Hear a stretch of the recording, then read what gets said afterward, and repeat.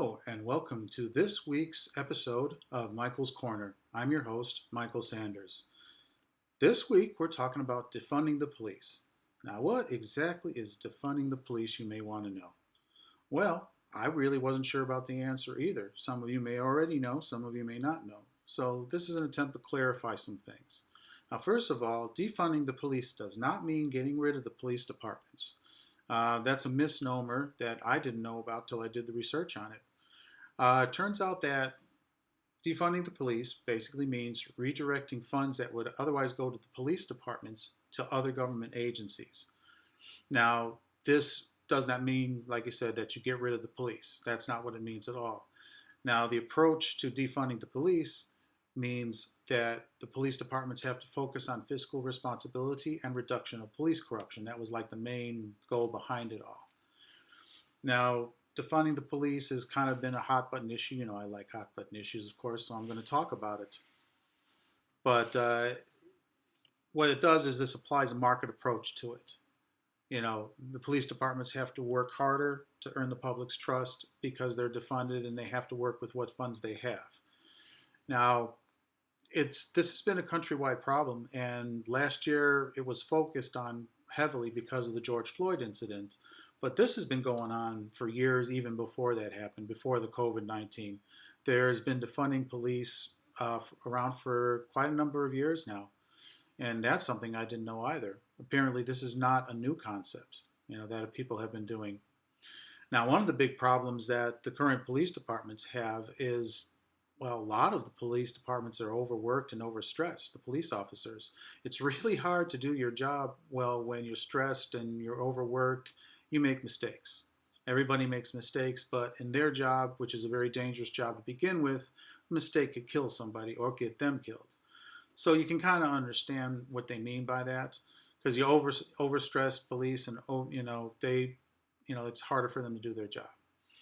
So what some advocates have said is, okay, well, let's reduce their workload. Okay, they said that if you would reduce the workload, then there would be a lot more time and resources available to solve violent crimes.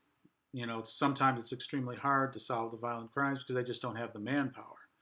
Because police do things like, well, they'll get someone out of a car, they'll rescue a cat out of a tree. These are things that were not really in their job, although there are a lot of police that do that. And that's because they want to help. There are police that want to help. There are corrupt police. Make no mistake, there are. And they need to really reevaluate a lot of how the police behave. And this is what the biggest complaint with people, because with George Floyd's death, it really kind of brought into perspective police abuses and police abuse power. Like, I'm one of those people, like, okay, I'm at a stoplight and you see a police car running by you, and of course you run by the side, so you make room for them. And then you find out that the police officer had ran their signals just so they could run a red light because they wanted to get somewhere faster, not because they were going after a crime. That's a minor example of corruption. There's a lot more dangerous stuff where, killing people that are not unarmed. Now, that's something I've heard a lot about. So there you have it. This is just kind of, it's been it makes it really hot. It's a really hot issue because people are like, think, well, we don't need police. Okay, well, what happens if we don't need police? What happens then? Well, if you remember Capitol Hill in Seattle, I believe it's Capitol Hill, yes, they created a 6-block radius area called Chaz. Now, I'm sure a lot of people are familiar with it because that was in the news last year. Now, Chaz was basically a no police zone. The people in there were LGBTQ. If I said it wrong, I apologize, mostly, and then other people came in there. They were trying to do their arts. They were trying to practice normal life. Doctors, everyone was trying to do their normal lives. But they didn't want to have anything to do with the police. And so the police that were in that area had closed up, the office that they had there, and left them to their own devices. It was basically a big protest. That's really why it was created. And what they did is they came up with a list of demands. Now, these list of demands were basically, there were 4 parts to these demands that they had. First one was correcting the justice system. Health and Human Services was the second one. Economics was the third one, and education was the fourth one. That's how they grouped the demands. There are of course a lot of sub demands underneath those headings, but that's how they did it. There was a problem, however, because the city officials, in an attempt to contact these people to talk about their demands, found it really difficult. And the reason they were finding it very difficult is because they could not find any leadership in this 6 block radius. They didn't know who to talk to. It's kind of hard to discuss issues if you don't know who you have to talk to about these issues, huh? So you kind of see what happened there. Inevitably, this social experiment failed. And it failed for a couple reasons. Because there were no police, there was no, problems with, there's no way to stop crime. Let's say it right that like that. And a lot of violent offenders, people who don't have the best of intentions, started moving into the area.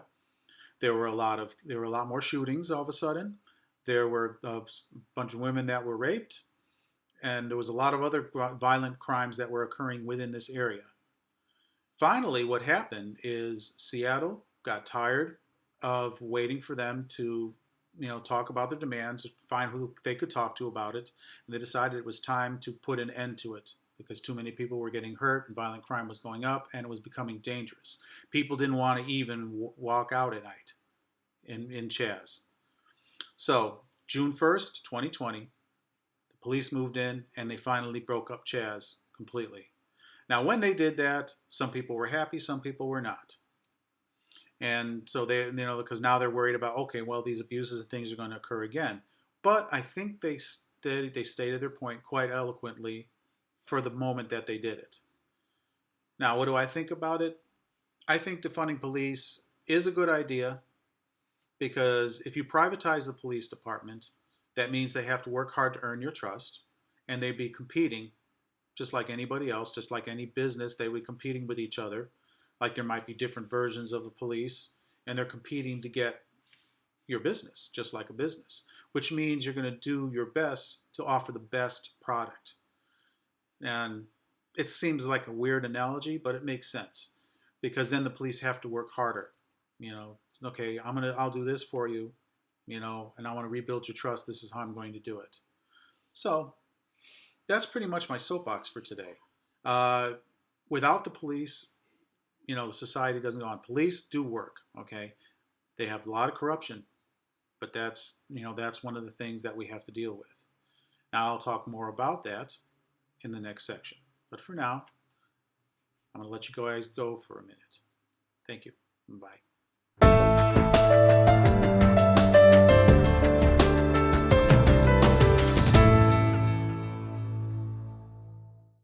Welcome back to the questions and answers section of Michael's Corner.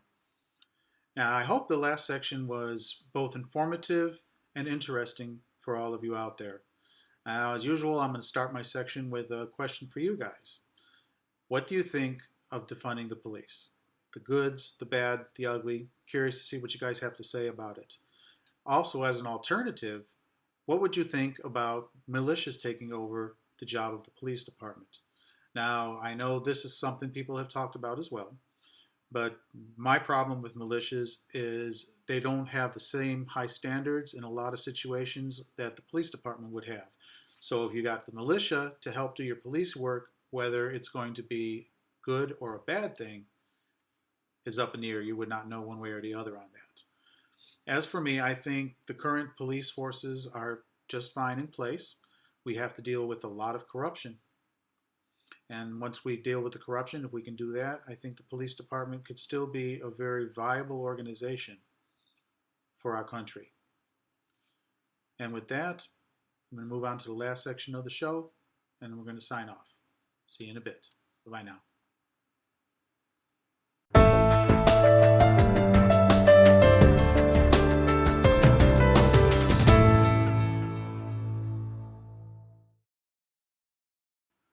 Welcome to the final word of Michael's Corner. We talked about a lot of interesting things today. Defunding the police has turned out to be a really interesting subject, at least for me anyway.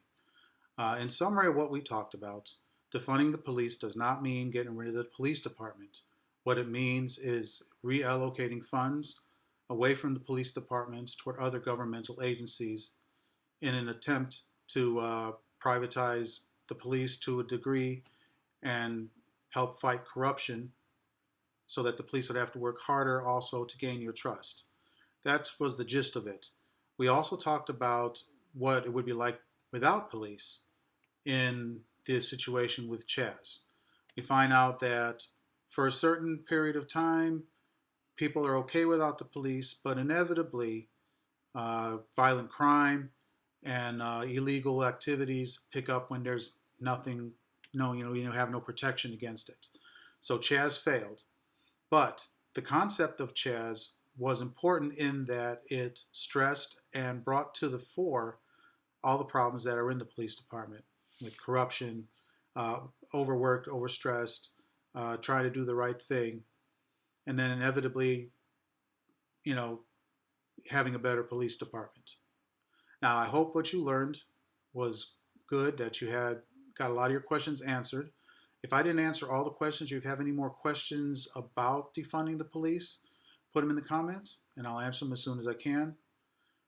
But that's all I want to say about that for today. Now, next week, my show is going to be entitled The Right to Vote Landmine. Basically, I'm going to talk about the pitfalls of our right to vote, the problems we have with our system, etc. I have a feeling it's going to be a really interesting show, and hopefully it will be informative for you guys. Now, that's it for today. I want you guys to be safe. I want you guys to be careful.